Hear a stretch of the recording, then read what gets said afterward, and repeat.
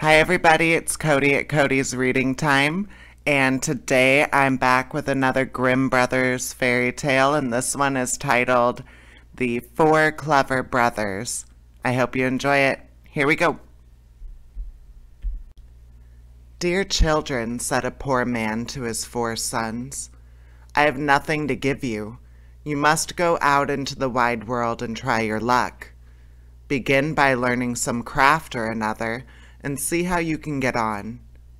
So the 4 brothers took their walking sticks in their hands and their little bundles on their shoulders, and after bidding their father goodbye, went all out at the gate together. When they had got on some way, they came to a crossways, each leading to a different country. Then the eldest said, Here we must part, but this day 4 years we will come back to this spot, and in the meantime, each must try what he can do for himself. So each brother went on his way, and as the eldest was hastening on, a man met him and came and asked him where he was going and what he wanted. I am going to try my luck in the world, and should like to begin by learning some art or trade, answered he. Then, said the man, go with me, and I will teach you to become the cunningest thief that ever was. No, said the other, that is not an honest calling, and what can one look to earn by it at the end but the gallows? Oh, said the man, you need not fear the gallows, for I will only teach you to steal what will be fair game. I meddle with nothing but what no one else can get or care about, and where no one can find you out.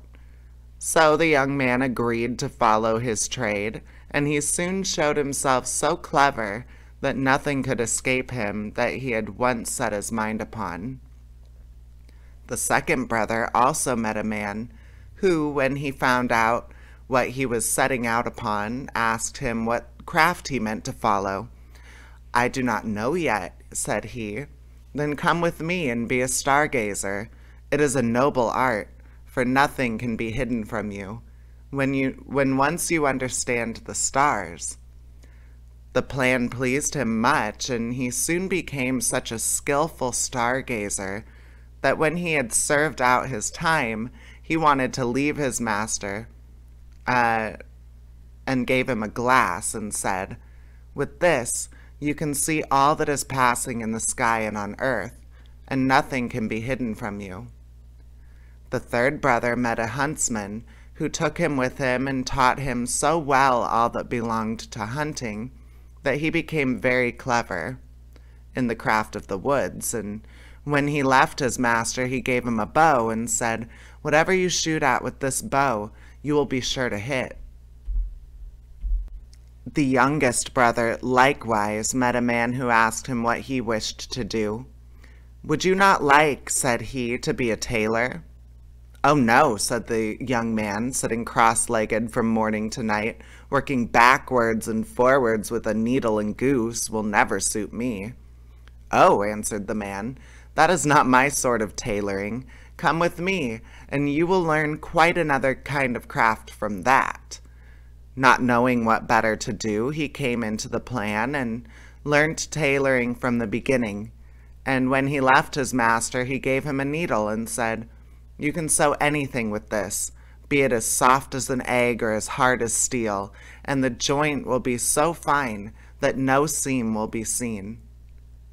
After the space of 4 years, at the time agreed upon, the 4 brothers met back at the 4 crossroads, and having welcomed each other, set off toward their father's home, where they told him all that had happened to them, and how each had learned some craft. Then one day, as they were sitting before the house under a very high tree, the father said, I should like to try what each of you can do in his way. So he looked up and said to the second son, At the top of this tree there is a chaffinch's nest. Tell me how many eggs there are in it. The stargazer took his glass, looked up, and said 5. Now, said the father to the eldest son, Take away the eggs without letting the bird that is sitting upon them and hatching them know anything of what you are doing."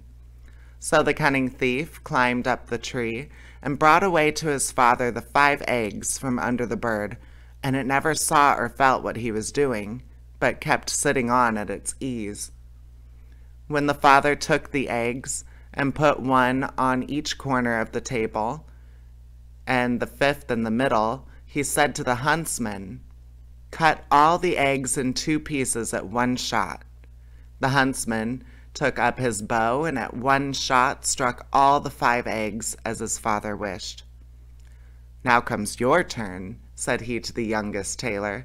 "Sew the eggs and the young birds in them together again so neat that the shot shall have done them no harm."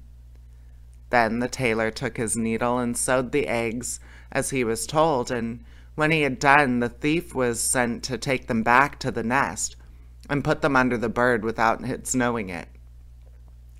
Then she went on sitting and hatched them, and in a few days they crawled out and had only a little red streak across their necks where the tailor had sewn them together. "Well done, sons," said the old man. "You have made good use of your time and learned something worth the knowing. But I am sure I do not know which ought to have the prize. Oh, that a time might soon come for you to turn your skill to some account." Not long after this, there was a great bustle in the country, for the king's daughter had been carried off by a mighty dragon, and the king mourned over his loss night and day, and made it known that whoever brought her back to him should have her for a wife. Then the 4 brothers said to each other, "Here's a chance for us. Let us try what we can do." And they agreed to see whether they could not set the princess free. "I will soon find out where she is, however," said the stargazer, as he looked through his glass, and he soon cried out, "I see her afar off, sitting upon a rock in the sea. I can spy the dragon close by guarding her." Then he went to the king and asked for a ship for himself and his brothers, and they sailed together over the sea till they came to the right place. There they found the princess sitting as the stargazer had said, on the rock, and the dragon was lying asleep with its head upon her lap. "I dare not shoot at him," said the huntsman, "for I should kill the beautiful young lady also."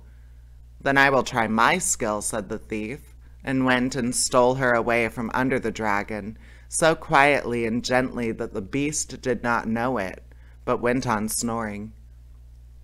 Then away they hastened with her full of joy in their boat towards the ship, but soon came to the dragon roaring behind them through the air, for he awoke and missed the princess.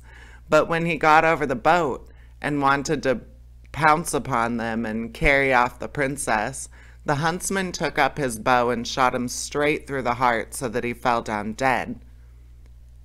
They were still not safe, for he was such a great beast that in his fall he overset the boat, and they had to swim in the open sea upon a few planks.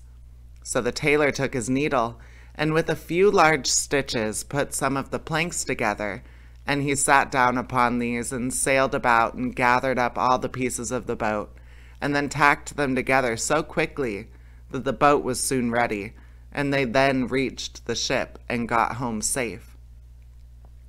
When they had brought home the princess to her father, there was great rejoicing, and he said to the 4 brothers, "One of you shall marry her, but you must settle amongst yourselves who it is to be." Then there arose a quarrel between them. The stargazer said, "If I had not found the princess out, all your skill would have been of no use. Therefore, she ought to be mine." "Your seeing her would have been of no use," said the thief, "if I had not taken her away from the dragon. Therefore, she ought to be mine." "No, she is mine," said the huntsman, "for if I had not killed the dragon, he would, after all, have torn you and the princess into pieces." "And if I had not sewn the boat together again," said the tailor, "you would have all been drowned. Therefore she is mine." Then the king put in a word and said, "Each of you is right, and as all cannot have this young lady, the best way is for neither of you to have her. For the truth is, there is somebody she likes a great deal better. But to make up for your loss, I will give each of you, as a reward for his skill, half a kingdom." So the brothers agreed that this plan would be much better than either quarreling or marrying a lady who had no mind to have them. And the king then gave to each half a kingdom, as he had said. And they lived very happily the rest of their days, and took good care of their father. And somebody took better care of the young lady than to let either the dragon or one of the craftsmen have her again. And that's the end of that story. I hope you enjoyed it, and I'll be back with another Grimm Brothers fairy tale again shortly. Have a great day. Bye-bye.